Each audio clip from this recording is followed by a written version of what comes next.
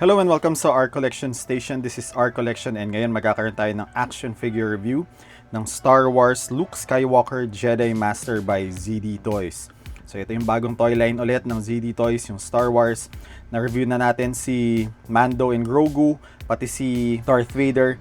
Lalagay ko na lang yung mga link dun sa description sa baba kung gusto nyo mapanood yung review ng mga action figure na yun.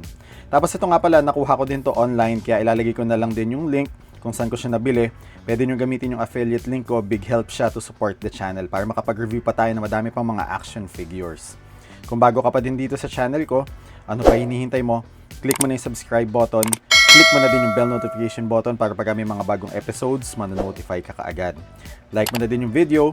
Share mo na din siya sa friends nyo. Baka mamaya magustuhan nila yung action figure na to. Before natin i-check actual na action figure, check muna natin yung box. So ito yung image ni Luke Skywalker. Siguro ito feeling ko yung sa Mando to na na Luke Skywalker. Noong pinuntahan niya si Mando at saka si Grogu dun sa ship. Yan, tapos yan yung sa box, yung image ni Luke na naka-cloak siya. Yan, may hoodie din siya. Tapos dito may nakalagay, "May the Force be with you." Yan. Tapos dito, ZD Toys, yan, Star Wars. Medyo glossy siya, tsaka embossed, pati yung name niya. Luke Skywalker Jedi Master. Logo yata ng Jedi Order. Correct nyo na lang ako. hindi ko sure. Tapos ito, yan, Lucas and ZD Toys. Sa side, Star Wars na embossed din siya, na medyo glossy. Tapos ito, ZD Toys. Sa kabilang side, same lang din. Sa top, ZD. Sa bottom, ZD Toys. Sa back, mga other information, tapos product shot ng figure. Ito yung seal ng Disney na pinapakita na authentic siya. So ngayon, i-unbox na natin yung figure. Okay, so ito na si Luke Skywalker out doon sa packaging kasama yung mga accessories niya. So sa accessories, may kasama siya, ito na nga yung cape o yung cloak. Yan, so wired din siya, kaya maayos nyo yung kung anong pose yung gusto nyong magagawa. Tapos maganda din yung ginamit nila na cloth, hindi siya mukhang cheap. Tapos meron siyang velcro dito sa side na to para pwede nyong i-close. Ayan. Mamaya, check natin yan. Kakabit natin yan kay Luke. Tapos meron siyang apat na alternate na hand. Yung force using hand niya. Ayan, yung naka-open na palm lang siya. Ayan. Tapos meron siyang yung isa, yung sa kabilang side niya, yung naka-glove. Robot na hand niya. Tapos sa kabila, ito feeling ko siya yung parang pang choke, yung other na hand. Feeling ko pang choke yung gamit nila dito. So, hindi naman siya pang thumbs up. Yan. So, siguro yun nga, pang force choke yung gamit nila dyan. Tapos, ito yung base. Yan. So, Star Wars, Luke Skywalker, Jedi Master. May the Force be with you. Parang ito lang yung first time ko na same lang din yung nakasulat dun sa dun sa labas sa box, at saka usually magkaiba Wala na siguro siyang ibang masabi si Luke. Tapos yan, ZD Toys 1/10 Scale Collection. Tapos ito yung image ni Luke Skywalker nung papasok siya dun sa i-rescue niya si Mando at saka si Grogu. Yung napakagandang scene na yon. Kung si Darth Vader may hallway scene, o kailangan meron din si Luke Skywalker na hallway scene. Ito yung base niya. So simple lang yung assembly. Tutusok nyo lang to dito, tapos ito, shoot nyo lang, pwede nyo na magamit yung base nya para may stand na din siya. Tapos yung lightsaber ni Luke, yan, check natin yung detail. Ang ganda ng detail, kuhang-kuha nila yung mga small details. Maganda, si ZD Toys, sa totoo lang, magaling talaga kumuha ng details. Yun lang, wala siyang sabitan. Sana ginawa nila na pwede siyang isabit. Pero ang ganda ng small details na yun, pati yun dyan, kuha nila, Tapos yung lightsaber, pwede nyo din siyang alisin.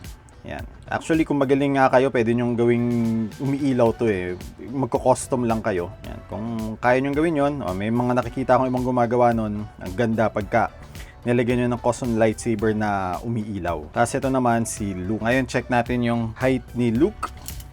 Si Luke is around 7 inches. So mamaya magkaroon tayo ng comparison between kay Vader at saka kay Mando at saka kay Grogu. Okay, so ito na si Luke katabi ni Vader at saka ni Mando na unmask. Kung gusto nyo makakuha ng ganitong head sculpt, lalagay ko na lang yung link dun sa description sa baba.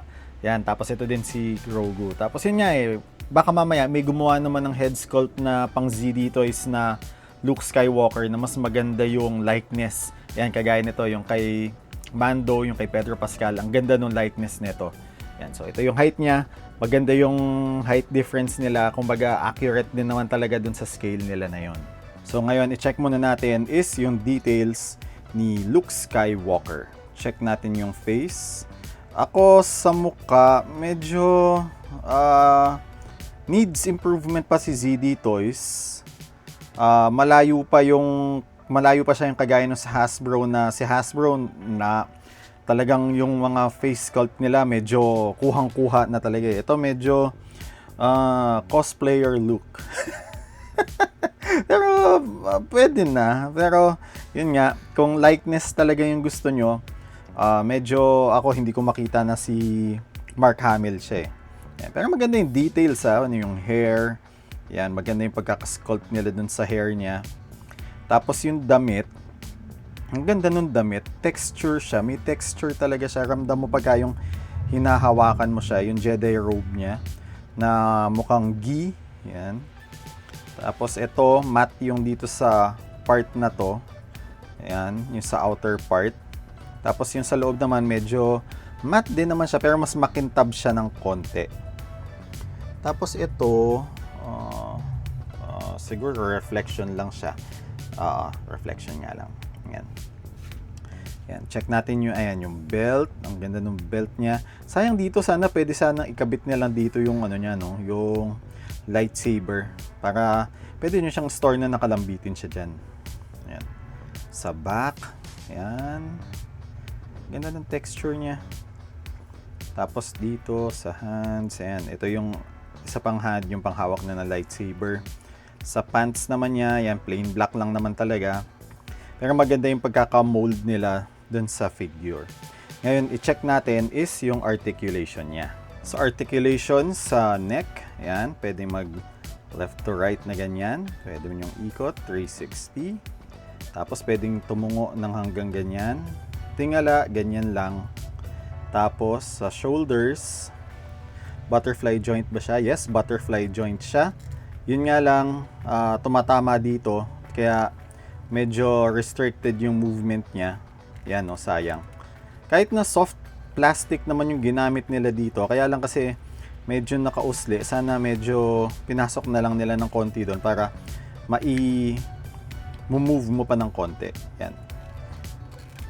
Yan. Yan, hanggang ganyan, pwede. So, kung ifa-front nyo, yan. Pull nyo lang to ng konti. Yan. Medyo pwersahin nyo lang. Kaya naman siguro niyang hawakan yung lightsaber niya ng dalawang kamay. Yan. Kakayanin naman. Tapos 360. Tapos pwede niyong itaas hanggang ganyan. Tapos elbows. Double jointed yung elbows. Pwede niyong i-bend hanggang ganyan. Sa waist part, yun lang. Dahil nga ito, medyo restricted yung movement niya. Yeah, yun lang. Medyo na-limit yung movement niya dahil dito sa damit niya na to. Sana ginawa na lang nila cloth siya para yung articulation hindi ma-restrict. Kasi ayun, tigas eh, sayang. Limited yung movement niya dito sa waist part niya. Na ito-twist din pa. Hindi mo din siya ma-twist. So, sa lower, dito sa body, medyo limited yung posability na magagawa nyo. Sa lower part naman, drop down. Tapos, yan. Ma-twist nyo naman ng konti. Yung split, yan. Hanggang ganyan lang. Dahil nga tumatama dito sa damit niya na to. Tapos, taas, front. Yan. Pwedeng taas ng ganyan. Sa back, yan. Tapos, yung knees niya, double jointed, pero ganyan lang yung kayang gawin. Tapos may ankle pivot. Ayan. Tapos may toe articulation siya na matigas. Yan, may toe articulation siya. Ngayon, lagay natin yung cloak niya kung maipopost natin na maganda. Yan, parang masyadong malaki. Yan, so Ilalagay lang natin dun sa may velcro na yon. Natakpan na yung mukha niya.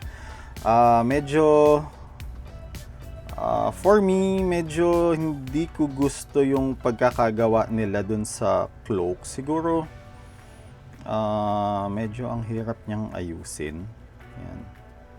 Tapos medyo malaking velcro na ginamit nila dito. Siguro mas maganda kung yan, medyo alanganin lang siya.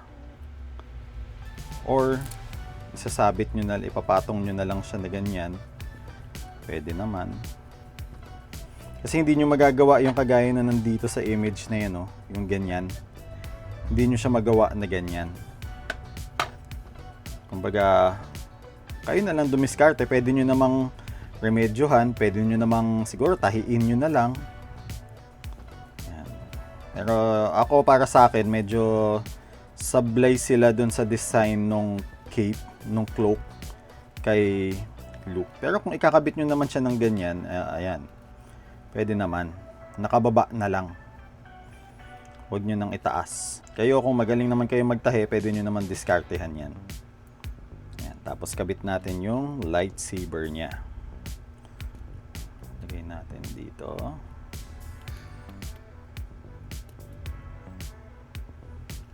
Yan, ang ganda, oh. So need nyo na lang ayusin kung anong pose yung gusto nyo. Pero yung sa cape, yung sa pagiging ano niya, yung wired cape, ang ganda kasi maayos nyo talaga ng pose na gusto ninyo. Yan. Pwede kayo makagawa ng madaming dynamic pose. Kahit na limited yung movement niya dun sa upper part ng body niya. Maganda, pero may mga mali. Maganda, pero may room for improvement pa siya. Tapos palitan natin yung isang kamay na gumagamit ng force. So madali lang namang ikabit. Tapos ito malambot yung kamay nilang ganyan. Yan. Yung tatakpan yung mukha niya eh. Yan. Yan. Nakita natin ngayon yung figure review ng Star Wars Luke Skywalker Jedi Master by ZD Toys. Ako, nagandahan ako dun sa action figure. Medyo may ano lang, yung limit yung articulation niya dun sa chest part dahil nga dun sa damit. Maganda yung ginawa nila dun sa mga details. Pero yun nga, yung limitation dito sa chest part. Tapos yung likeness ng figure, medyo hindi siya ganun kalayo. Yun lang naman yung hindi ko nagustuhan dun sa figure. Pero all in all, okay naman na sa akin yung action figure. Kaya kung i-rate ko siya, compare dun sa unang dalawa, siguro ito medyo mas mababa. Nasa 7 siya out of 10. Dahil lang dun sa articulation na medyo na-limit at saka yung sa face sculpt niya. Pero maganda pa din naman siya para sa akin. Kayo, ano yung opinion nyo regarding dito sa action figure na to? Pwede nyo ilagay sa comment section below. Tapos kung gusto nyo makabili na ganito mga action figure, pwede nyo gamitin yung affiliate link ko. Big help siya to support the channel. And again, kung hindi pa din kayo nakakapag-subscribe, click nyo na yung subscribe button. Click nyo na din yung bell notification button para pag may mga bagong episode, notified kayo agad. Like nyo na din yung video, share nyo na sa friends nyo. Baka mamaya magustuhan nila yung action figure na to. So again, thank you for watching. Stay safe. See you next episode. This is our collection.